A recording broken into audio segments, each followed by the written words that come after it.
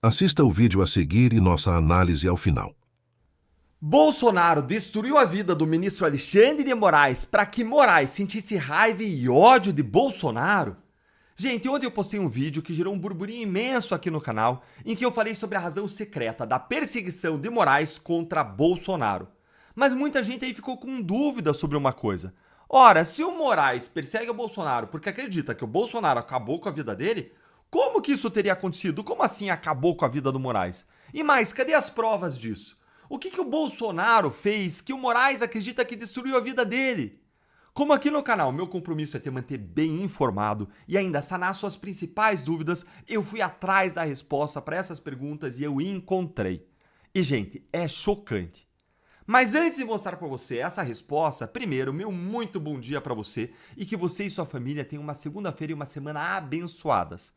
E antes de eu te mostrar para você essa resposta chocante sobre o que o Bolsonaro fez, que faz com que Moraes acredite que Bolsonaro destruiu a sua própria vida, rapidamente eu quero mostrar para você um trechinho de menos de um minuto do vídeo de ontem, que traz a revelação sobre a razão da perseguição de Moraes contra Bolsonaro, para ficar aqui todo mundo na mesma página. E, gente, olha só, agora vocês vão ter overdose aí de Deltan, são 2 Deltans na mesma tela.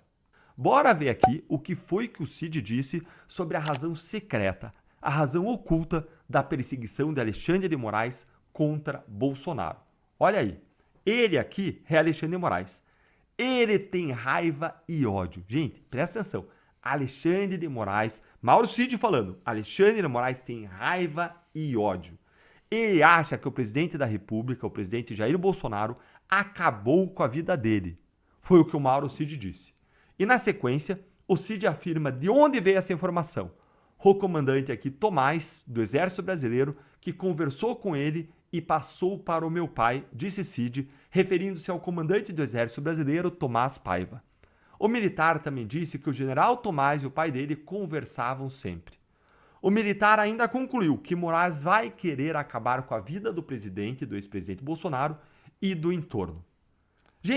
Gente, depois de vocês assistirem isso aí, que é o melhor youtuber pra minha esposa, é o youtuber favorito da minha esposa, agora que a gente já entendeu isso aqui, bora agora entender, na visão do ministro Alexandre de Moraes, como que Bolsonaro teria acabado com a vida dele. O que motivaria, segundo as mensagens que você viu aí do Mauro Cid, que eu mostrei ontem, essa vingança de Moraes que não vai parar até ele destruir Bolsonaro e o bolsonarismo. E o que eu vou trazer para vocês aqui agora é o comentário de uma apuração que foi feita pelo César Tralli e pela Natuza Neri na Globo News lá em 2023. E se saiu na Globo News, então você pode ter certeza que representa 100% a visão de Moraes e dos ministros do STF. Afinal de contas, eles são os porta-vozes da corte, do STF. Eles são as gargantas que vociferam aquilo que o STF quer que vá a público. Eles têm acesso direto a essas pessoas. Então vamos dar uma olhadinha aqui no que eles falaram. Moraes, na sua vida particular, ela mudou radicalmente. É um ministro hoje que ele vive de privações. Não é vida, né? Não é vida. Ele aqui em São Paulo, ele sai pouquíssimo, ele não vai a shopping center, não vai a restaurante, ele mal frequenta o clube, porque ele mora em frente a um clube em que ele é sócio. Ele tinha o hábito de caminhar, de fazer ginástica, de correr, de 2 anos e meio para cá, desde que essa questão dos embates, né, do ex-presidente Bolsonaro com ele em especial, né, que foi para a pessoa física e tal, isso foi tornando a vida dele uma vida bem complicada. Então ele não vai ao clube, ele não sai de casa, ele não vai a shopping, ele não vai a restaurante. Quando ele sai de casa é para ir para casa de alguém, para ir para um compromisso fechado na casa de um amigo, de algum parente. Segurança o tempo inteiro. Com segurança o tempo todo, e a mesma preocupação a família dele. Moraes, na sua vida particular, gente, aí, ela mudou radicalmente. Moraes vive de privações, tá aí, ó. Moraes vive de privações. Gente, a Natuza Neri, ela disse, não é vida. E o César Tralli disse que todas essas privações que hoje o Moraes vive são culpa justamente dos embates com Bolsonaro, que teriam saído do plano institucional, ou seja, teriam saído do embate entre presidência e STF para o CPF, para a pessoa física. Se tornou um embate pessoal, figadal, entre a pessoa de Moraes e a pessoa de Bolsonaro. E agora presta atenção aqui. Essa é a visão do Moraes. E agora eu quero trazer para vocês uma outra visão. Mas se isso já te ajudou a tirar suas dúvidas, já ajudou você a entender o que está acontecendo, senta o dedo no like aí com força para que mais pessoas recebam esse esclarecimento e entendam o que está acontecendo e que isso é figadal. E como eu disse ontem, um juiz que tem um ódio aí, uma raiva figadal, ele não pode julgar um caso contra aquele réu. Mas agora que eu te apresentei isso aqui, dá uma olhadinha nessa outra visão ou perspectiva, gente. Será que a vida do Moraes acabou mesmo por conta das críticas do Bolsonaro? Será mesmo? Ou será que a vida do Moraes acabou porque o ministro, desde 2019, é o relator de um inquérito do fim do mundo inconstitucional e ilegal, por meio do qual ele e o STF instalaram um regime de censura e uma tirania judicial no país, hein?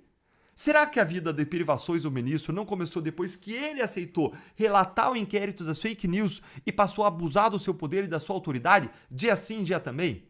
Será que a culpa do que o ministro sofre hoje, do que ele está vivendo, não é dos seus próprios abusos? Será que o Moraes não deveria pôr a mão na consciência e fazer uma autocrítica, ter uma mínima noção de responsabilidade pessoal sobre a própria vida dele?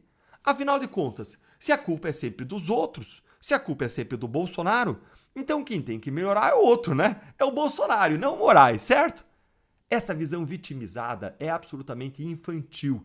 É cômoda, é conveniente, porque isenta o Moraes de qualquer culpa por tudo o que aconteceu no Brasil desde 2019, como se ele fosse uma vítima inocente e não dos homens mais poderosos do país, que mudou a conjuntura da política no Brasil. Viver assim, com vitimismo, culpando os outros, sem tomar nenhuma responsabilidade sobre as suas próprias ações, é muito fácil. Moraes não escolheu a vida que ele mesmo está vivendo? E as vidas e as famílias que o Moraes destruiu a partir da sua caneta, hein? Eu vou deixar você responder essas perguntas aí nos comentários. A análise de Deltan Dallagnol sobre o comportamento do ministro Alexandre de Moraes em relação a Jair Bolsonaro revela não apenas um diagnóstico preciso da politização do judiciário, mas também uma denúncia séria da perseguição ideológica, instaurada contra opositores do atual regime político brasileiro. A fala de Dallagnol, endossada pela narrativa revelada por Mauro Cid e reforçada por fontes próximas ao ministro, expõe um conflito que transcende o campo institucional. Trata-se de uma perseguição pessoal, movida por mágoas, ressentimentos e revanchismos. O ponto central da crítica de Deltan gira em torno da motivação emocional e subjetiva do ministro Alexandre de Moraes. Segundo informações trazidas por Mauro Cid, o general Tomás Paiva teria confidenciado que o próprio Moraes acredita que Bolsonaro acabou com a sua vida. Essa percepção distorcida é alimentada pela transformação da vida pessoal de Moraes desde 2019, quando este passou a viver recluso, com segurança constante, evitando locais públicos. Dallagnol expõe o absurdo de um magistrado que se permite julgar um réu contra quem nutre sentimentos tão profundos de ódio e rancor. Essa perseguição emocional gera uma dúvida legítima.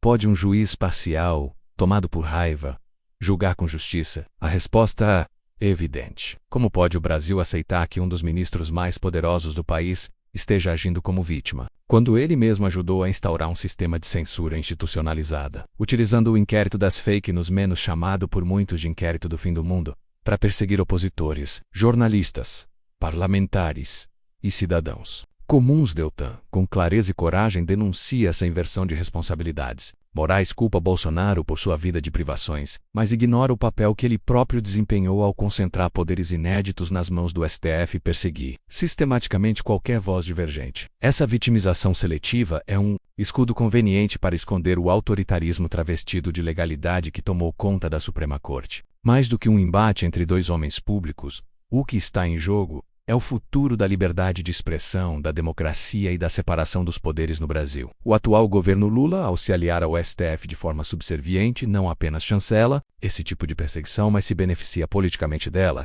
criando um clima de intimidação e medo. Enquanto Lula e seus aliados priorizam narrativas, censura e aparelhamento institucional, os conservadores são tratados como criminosos por pensarem diferente. Nesse cenário, a crítica de Dallagnol é mais do que necessária. Ela é um grito de alerta. Não se trata de defender Bolsonaro como pessoa, mas de defender o direito de qualquer cidadão, inclusive ex-presidentes, a um julgamento justo, imparcial e livre de paixões. Por fim, Deltan acerta ao colocar a responsabilidade de volta nas mãos do Moraes se ele vive uma vida reclusa e cercada de temores. Talvez devesse refletir se as suas ações como ministro não contribuíram para isso. Não se constrói justiça com base no ódio, e não se preserva a democracia com juízes parciais. A sociedade brasileira precisa despertar antes que seja tarde demais.